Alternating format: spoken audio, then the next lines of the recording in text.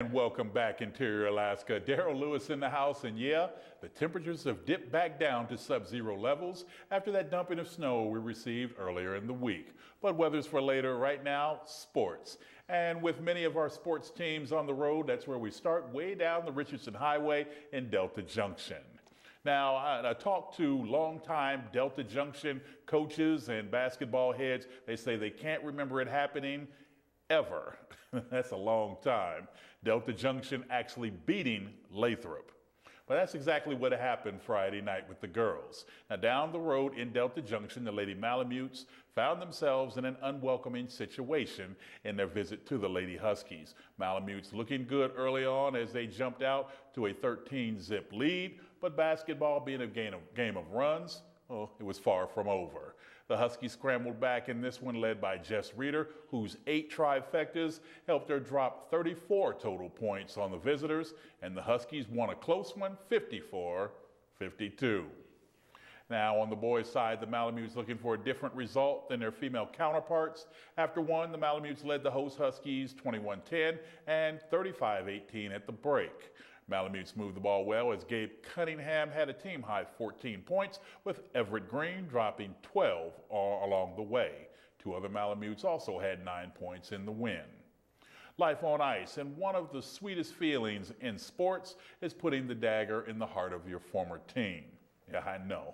Last night over at the Big Dipper, the West Valley Wolfpack and Lathrop Malamutes, crosstown rivals, went at it again, this time for 3 full periods. West Valley struck late in the first, but Lathrop wouldn't stay down long as the Malamutes buried the puck to tie it. This one would go into the final period before former Malamute, now West Valley junior, Ty Munson, snapped the tie and sent the Wolfpack home victorious. It was fun, but very nervous. I was nervous the whole game. Legs were shaking the whole game. Why were you nervous? Playing against all my friends from my old school. It's consistency. I'm playing well. My players really let me see the puck, which makes it a lot easier to do that. Once they let me see the puck, I stop the puck on the first one. I do my job, and they do their job, and we win games.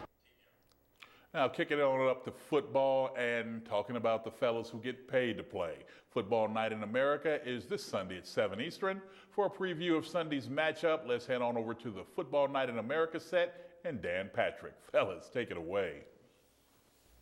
Welcome to the set, Football Night America. Dan Patrick, Tony Dungy, and Rodney Harrison. Niners Patriots coming up next Sunday night on NBC.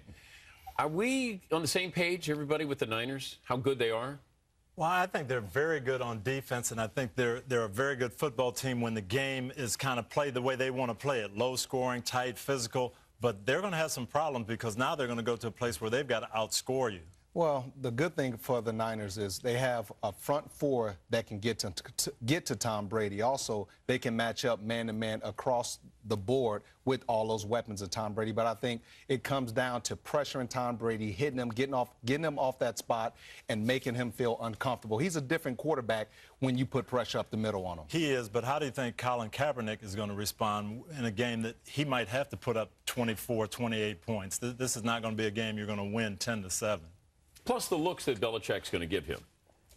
See, everyone says that, but it's not a complicated scheme anymore. He doesn't have a lot of veteran players. He doesn't really trust those young guys back there to run all those exotic schemes. It's mostly zone coverage, man-to-man, and cover 2. Dan. So we overrate now Belichick. You do. You keep saying that every week. All this exotic scheme by Belichick. It's not that, Dan. Well, you keep telling us how great he is, and he's a genius in all of those. He is a good coach. So we just keep thinking maybe he's going to come Well, he's the smartest coach I know, you know? Wow.